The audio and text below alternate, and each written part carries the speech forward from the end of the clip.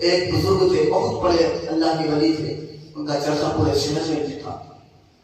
ایک شخص نے چاہا کہ وہ میرے گھر پر آئے، میرے گھر پر آ کر کے اپنے قدم کو رکھیں، میرے گھر پر دعوت کھائیں، بڑی خوشی ہوئی مجھے، میرے گھر میں برکتیں ہوں گی۔ اس نے جا کر کے اللہ کے ولی سے کہا، اللہ والے سے کہا کہ آپ کو میرے گھر پر دعوت ہے۔ انہوں نے منع کر دیا کہ نہیں، مجھ کو نہیں دعوت، میں نہیں آ پاؤں گا، میں آپ سے معذرت چاہتا ہوں۔ لیکن اس نے کئی مرتبہ اصرار کیا، بہت مرتبہ انسسٹ کیا، میں آپ کو اپنے گھر بلانا چاہتا ہوں، آپ آئے میرے گھر، میرے آگے آئے۔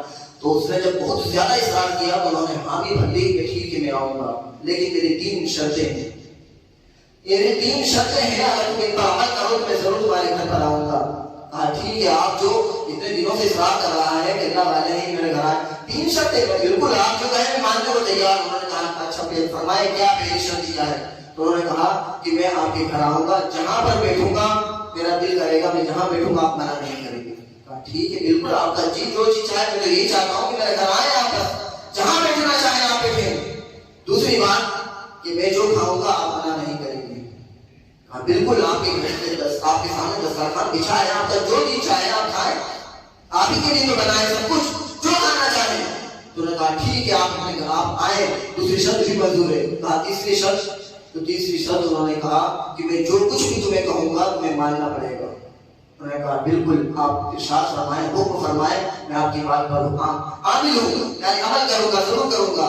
آپ تشریف لائیں، تینوں بات مان لی۔ جب وہ بزرگ اس کے گھر پر آئے اور آ کر کے جب بیٹھے، انہوں نے جہاں اپنا من پسند جگہ کو تلاش کیا اور بیٹھ گئے۔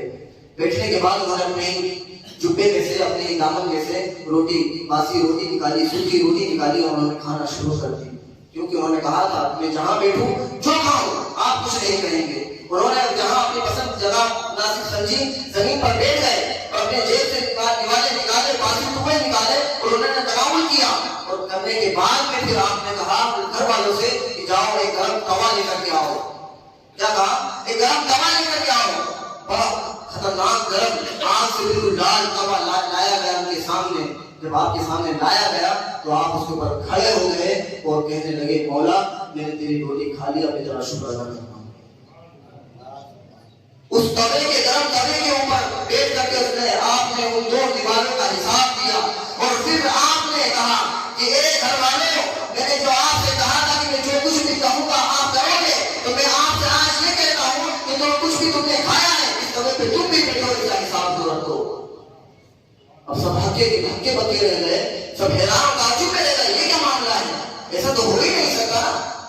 تو آپ نے فرمایا ثم لتسألن یومئذ عن النعیم، تم تو صرف ابھی ایک تو نوالے کا حساب نہیں دے پا رہے ہو، کل قیامت کے دن تبارک و تعالیٰ تم سے ہر ایک نعمت کے بارے میں پوچھے گا۔ میں نے تو اپنا حساب دیا، تمہیں بھی تباہ ہے نا، یہ دنیا بھی کا کام ہے، یہ دنیا بھی ہٹ ہے، تم اس پر ہی اپنے دو نوالے کا حساب نہیں دے سکتے تو کل قیامت کے دن جہنم کی آگ پر اپنا حساب کیسے دے پاؤ گے، اس کو کیسے برداشت کرو گے؟